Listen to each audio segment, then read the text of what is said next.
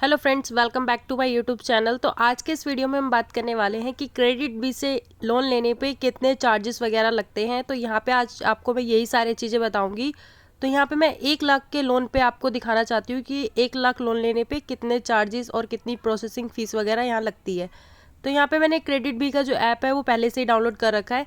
अब यहाँ पे हम लॉगिन कर लेते हैं ऐप को। तो हमारा जो ऐप है वो ओपन हो चुका है। तो यहाँ पे 3 टाइप्स के लोन दिख रहे होंगे आपको। पहला जो है वो 3 लाख का है, जो कि अभी लॉक्ड है, और इसके अलावा 2 दिख रहे होंगे आपको, एक 1,20,000 का और एक 1 लाख का है। तो ये दोनों जो है अनलॉक्ड है, यानी अब अनलॉक्ड हो चुके हैं। और यहाँ पे ये फ्लेक्सी पर्सनल लोन है, और दूसरा जो है हमारा परचेस कैश, तो वो अलग चीज़ है।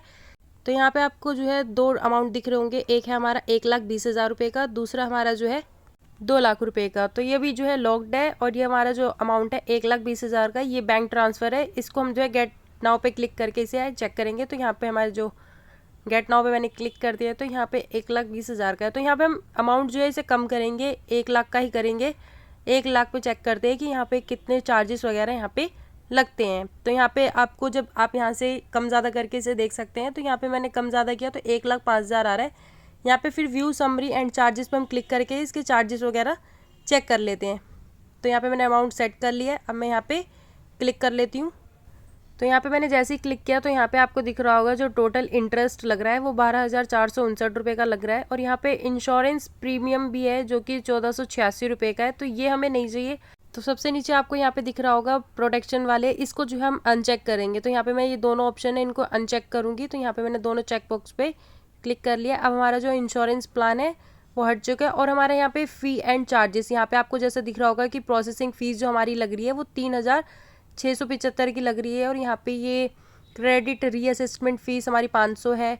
तो यहाँ पे आप जीएसटी भी देख सकते हैं कि जीएसटी जो लग रही है वो 756 रुपये की यहाँ पे हमारी टोटल जीएसटी लग रही है। और हमारा जो बैंक ट्रांसफ़र अमाउंट है वो 1,44,000 का है।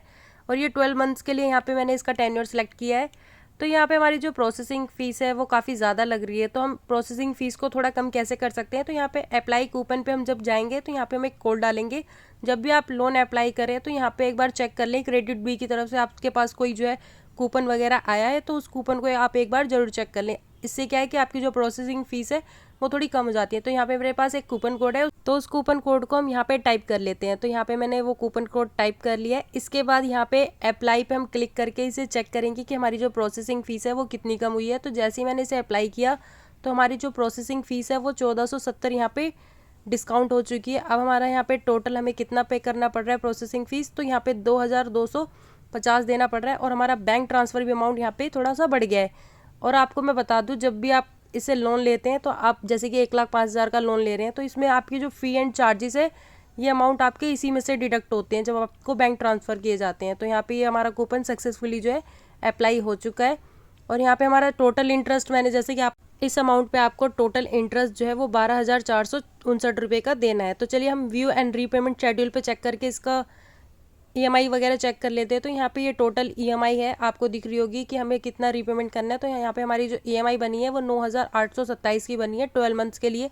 लास्ट में यहाँ पे थोड़ी सी आपकी जो रीपेमेंट अमाउंट रहता है वो थोड़ा सा कम हो जाता है, जैसे 9,362 रुपये यहाँ पे आपको दिख रहा होगा। तो यहाँ पे हम स्क्रॉल डाउन करके इसको थोड़ा सा और देख लेते हैं कि नीचे और क्या क्या चीज़ें लिखी हुई हैं। तो यहाँ पे आप नीचे जब आएंगे तो आपको penalty charges over due interest application का यहाँ पे दिख जाएगा कि कितने आपके यहाँ पे चार्जेस वगैरह लग सकते हैं। जैसे कि आपकी पेमेंट जो है डिले हो जाती है या फिर आप पेमेंट कर नहीं पाते तो कितनी पेनल्टी वगैरह लगती है। तो यहाँ पे ये सारी चीज़ें लिखी हुई हैं, आप इसको जो है अच्छे से पढ़ के फिर उसके बाद जो है आप यहाँ पे कंटिन्यू करिएगा। तो यहाँ पे मैं कंटिन्यू पे क्लिक करके आपको दिखा देती हूँ।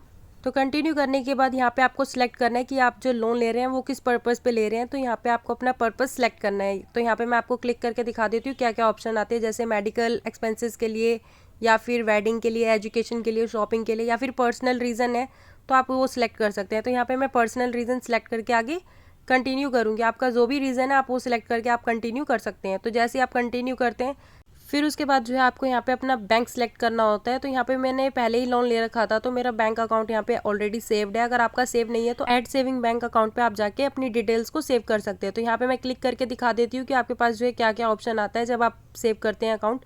तो यहाँ पे आपको बैंक IFSC कोड देना होता है, एग्जाम्पल पे यहाँ पे लिखा हुआ है, आप देख सकते हैं।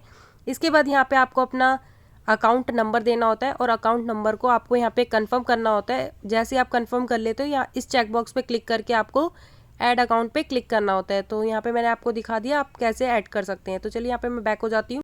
तो अकाउंट सेव होने के बाद आपका अकाउंट यहाँ पे आपको दिख जाएगा। इसके बाद जब आप कंटिन्यू करते हैं तो आगे लोन साइन करने का जो एग्रीमेंट है वो आपके सामने आ जाता है।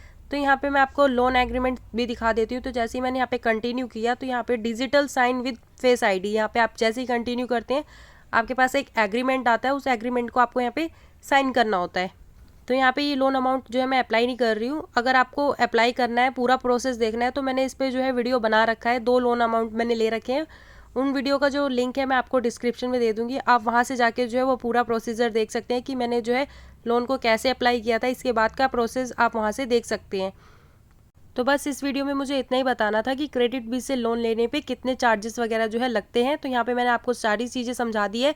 अगर वीडियो अच्छा लगा हो तो मुझे कमेंट करके ज़रूर बताइएगा। अगर मेरे चैनल पे नए आए तो मेरे चैनल को ज़रूर सब्सक्राइब करें। Thanks for watching.